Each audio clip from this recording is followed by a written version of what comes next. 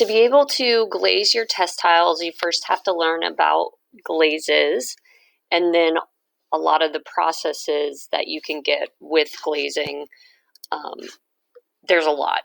Okay, so layering glazes, creating variety and different glazing techniques will give you a really interesting surface. Some of these images in here are going to be student works, which all of these are, and then some of them are going to be professional works. So, couple things, there's different types of glazes that cause different surface looks. So, transparent or a high gloss, and these are always labeled on the bottle what they look like. So this is like a glass looking surface. The clay is visible through the glaze and accents all textures, but this will also show imperfections on the surface. But as you can see, it's very transparent. The sheer, satin, or semi-transparent. These glazes accent most textures. The sheer colors are a bit richer or have a creamier looking finish, and you can see all of these kind of do that. So they're still going to be glossy and they still have that glass quality, but they're just not quite as high sheen or transparent. Your other ones are opaque. So you will be able to find in the glaze cabinets, I have stroke and coat glazes, which look like these, and I have foundation glazes that look like these. Okay, they are on the gray shelving cabinet on the top two shelves. So whichever color is on top of the opaque glazes will show up most. Glazes are typically solid in color and they don't have any variation, but they are still glossy, as you can see. These colors can be mixed to create another solid color. Obviously, you wouldn't want to do this directly in the bottle. You would need a very, very clean cup. Excuse me. Oops. You would need a very clean cup to mix them.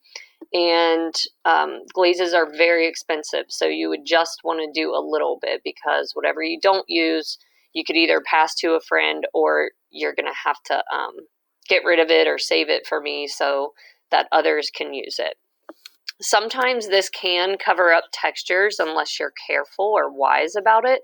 So for example, this is a stroke and coat glaze, but this student went back through and kind of scraped out some of the glaze so you could see the veins in the leaves. Underglazes, this is also in the gray shelving cabinet and it's the second shelf up. The bottles will say Underglaze on them. And underglazes are simply colored clays. They have colorants in them. So they're not glossy. They do have a clay or chalky finish. They are more painterly, meaning like if you think about a painting, you can use these in the same way. They don't run and they're very easy to blend. You can also apply a clear coat to make it glossy. So a lot of artists will use it in a painterly style and then sometimes we'll put that clear gloss over it. This is an example of underglaze on terracotta clay. So we have been doing bisque and low fire and we will be doing low fire glazing kilns. So bisque is just the first firing. And what that does is it takes the organic material, that is clay, and turns it into a ceramic. It is a chemical process. This kiln gets up to 1,870 degrees. And the two clays that we use at the low fire is the white clay and the terracotta, which you guys have used both at this point. It is also used not only for turning clay into ceramic, but it's also used for that second firing for low fire glazes. With so many glazes to layer, these possibilities are endless. And you will see that throughout the rest of the slide when I show you some examples. So first off, the glazes do look different on different clay bodies. So in this image here, I took this, and this is white clay on top, terracotta clay on bottom. All of them are the same glazes. So typically, glazes on white clay appear brighter and true to the glaze color that's in the bottle, or like that you would see a picture of online. Glazes on red clay appear more richer, or organic or natural. And it usually, because there's iron oxide in red clay, it just kind of like makes the clay look different. I'm going to show you some different glazing techniques. So glazing intentionally to achieve a desired surface. You can layer glazes, you can do different types of glazes, meaning glossy or all the way to underglaze, and even create imagery just like in painting. So this will add variety and interest to the surface of your ceramic work. So these are examples, and I'm going to go through all of them at this point. So layering glazes. This is a little video. It's going to show you how an artist layers glazes on a bowl and then the final product at the end once it's fired. So these are glazes that I have, and you can see them by themselves here, and then when they're mixed, when they're layered on top of one another, what they look like. And the same for this. These are two student works, so a lot of layering of glazes. So that underneath glaze is the yellow, red, orange, and then there's a layer of blue over top of that. And then they even use the glaze pen, which I'll talk about later, to furthermore add layering. This has a underglaze wash and then glazed in specific areas. So glaze pens, which I just showed you an example of, are something that we can use. So the designer liners down here, these are underglazes. So you can be very careful with them and they don't run and drip. So if you do want them glossy, you just put a clear coat over them. And you can see this is the designer liner used with a clear coat over top of it. I also do have just empty glaze pen bottles that we can put glaze into. I don't have a ton of them, but that is an option. One thing I want to point out is that if you do not put this pen back into the tip of the glaze pen bottle, it will get clogged, and it's basically super challenging to get it unclogged. So this is what it looks like when you're applying it. So I also have glazes that have a lot of variation to them on just by painting that one type of glaze. So I have crystal glazes, which are these. They have glass pieces in the glaze, and when it gets to a certain temperature, the glazes melt, or the glass pieces melt and cause a lot of variation in the surface. I also have textured glazes, which is this black cobblestone glaze, and it kind of looks like dry earth crust. These glazes they're called artist choice glazes, and as you can see, they're not just a solid color, they have variation in the surface. And then these glazes are located in the black shelving cabinet.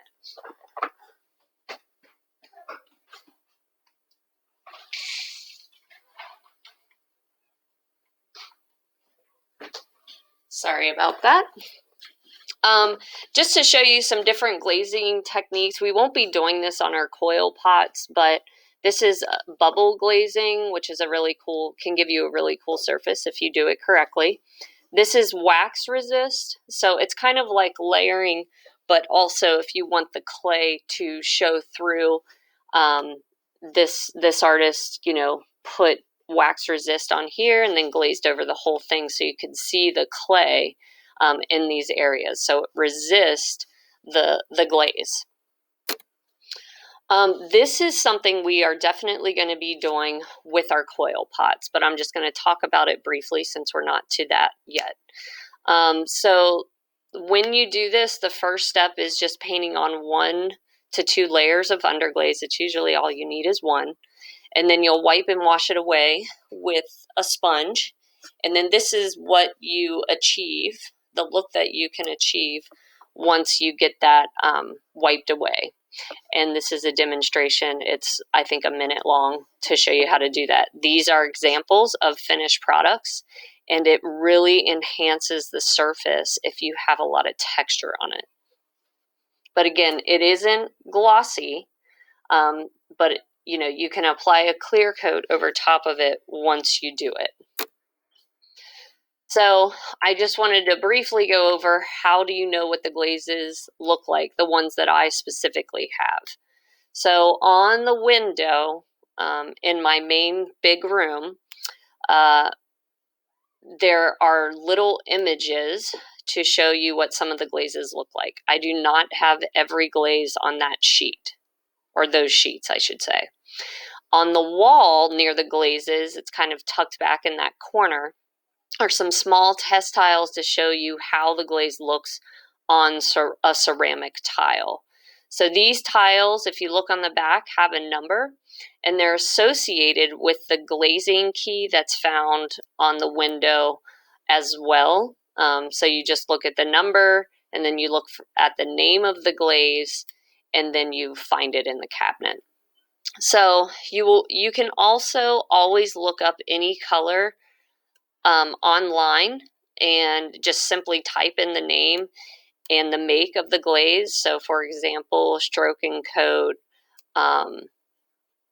teal next time is one of the glaze colors, and it will show you, have a picture of what it looks like, and sometimes even on top of an actual piece. So how to glaze your test tiles. Typically I would have made a demonstration video of this, but I think this explains it well. So for your first tile, let me just say this right off the bat. We're not using crystal glazes for our tiles or our coil pots, so we're not testing those at this time. The first thing you're going to do is choose an underglaze, whichever color you want, and underglaze wash the entire tile. And I talked about how to do that process earlier. And then on 1/3 of the tile, layer whatever glaze you want of your choice, and you'll be applying 3 coats. And when I say 3 coats, they're thick coats. You know, you want to keep your paintbrush wet, so you're going to be dipping it in, you know, several times to completely cover this in 3 coats. You do not want to get any on the bottom of your tile, and if you do, you just have to use a sponge to wipe it off. On the other 1/3 of the tile, so over here, you're going to use another glaze of your choice and apply 3 coats. This middle part will be left only the underglaze wash. There won't be any glaze on top of it. So once you've done that, you need to write down on paper or on a Google Doc or something what underglaze color and glazes you chose to use. On your second tile, again, no crystal glazes. The first thing you're going to do is choose any glaze, not an underglaze, of your choice and glaze the entire tile. So everywhere, all over this. 3 coats. On 1/3 of the tile, use a different glaze of your choice, and it'd be nice if it's not one that you've already used in the other tile. You'll apply 2 coats, okay? On the other 1/3 over here, again, you're going to choose an entirely different color of glaze and apply another 2 coats on this side. The middle 1/3 should only have the first glaze that you chose to do for step number 1. There shouldn't be another glaze layered over top of it. Again, document what you did, write down on the paper or Google Doc what glazes you chose to use. I'm not going to go over this yet in terms of how we're going to glaze our coil pot, but as far as glazing rules, you always apply 3 coats for a well and even finish. For underglaze, you usually only need 1 or 2 coats. Never glaze the bottom, so wipe it off with a sponge always, even if you think you might not have gotten on the bottom, somehow there's always a little spot that gets there. Make sure the lid is on first before you do this, because we've had major issues where we throw a whole thing of glaze in the air. The mess that makes and the waste is horrendous. So make sure the lid is on. Shake the bottle of glaze to mix it all together.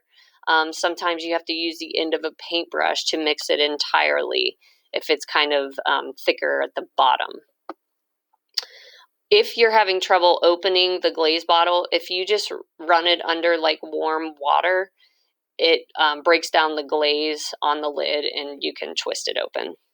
So the glaze consistency should be comparable to a heavy cream. If it appears thick or chunky, water would need to be added. And because it's a delicate how much water you need to add, I would have to do that for you. Glazes are expensive, and please do not waste them. So glazes range anywhere from like $11 to $17 a bottle, and you can see I have lots of glazes, so that's expensive. And that is it. Let me know if you have questions with any of this.